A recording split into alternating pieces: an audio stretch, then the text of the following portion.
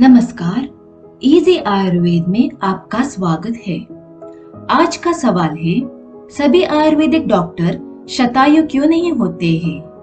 आयुर्वेदिक चिकित्सकों को रसायन औषधि यानी उम्र बढ़ने में देरी करने वाली दवाएं जैसे च्यवनप्राश, ब्रह्म रसायन का ज्ञान अवश्य होता है। आदरणीय दिवंगत पद्मश्री डॉक्टर पी.के. वारियर 100 साल तक जीवित रहे और दुर्भाग्य से कुछ ही दिन पहले उनका निधन हो गया। अब सवाल यह है कि हर कोई आयुर्वेदिक डॉक्टर 100 साल क्यों नहीं जी पाते? यह एक दिलचस्प विषय है। किसी भी विषय का वर्णन करते समय शब्दों का संदर्भोचित अर्थ समझना जरूरी है, क्योंकि जब किसी शब्द का प्रयोग किया जाता है तो उसका अर्थ सीधा साधा नहीं होता। उदाहरण के लिए, कुछ औषधियों बनाते समय सहस्रपुटी, शतपुटी आदि शब्दों का उल्लेख मिलता है, लेकिन इसका मतलब बिल्कुल 100 या 1000 बार नहीं है। यह इन संख्याओं के आसपास की संख्याओं को संदर्भित करता है। दूसरी बात, जो लोग वर्तमान आयुर्वेदिक सिद्धांतों से अवगत है, वे भी शास्त्र में वर्णित सभी सिद्धांतों का पूरी तरह से पालन नहीं करते हैं।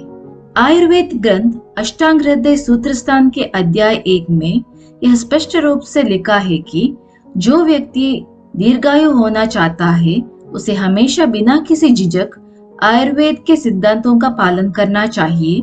लेकिन आधुनिक युग की तेज तर्रार जीवन शैली का हमारे दैनिक गतिविधियों पर गहरा प्रभाव पड़ता है।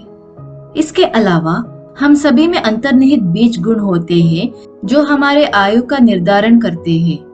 प्रत्येक व्यक्ति का एक पूर्व निर्धारित लक्ष्य होता है, लेकिन हर कोई उस तक पहुंचने में सक्षम नहीं होता है। इसलिए 100 साल तक जीने की अवधारणा कई कारकों पर निर्भर करती है।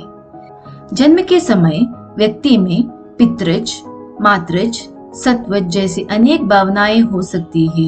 ये सभी कारक व्यक्ति के जीवन काल में प्रभावित करते हैं। इसका मतलब है कि केवल रसायन का पालन करने से 100 साल तक बिना बीमारी के जीवन जीना असंभव है।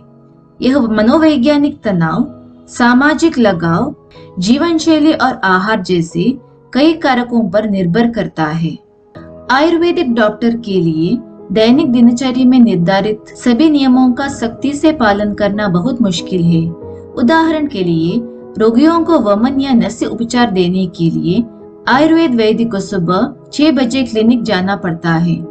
हालांकि आयुर्वेदिक नियमों के अनुसार उस समय उन्हें घर पर ही रहकर नस्य चिकित्सा या तेल मालिश आदि दिनचर्या पालन करना चाहिए। इसलिए एक आयुर्वेदिक चिकित्सक के लिए अपने रोगियों को दिए गए सभी निर्देशों का पालन स्वयं करना बहुत ही मुश्किल है।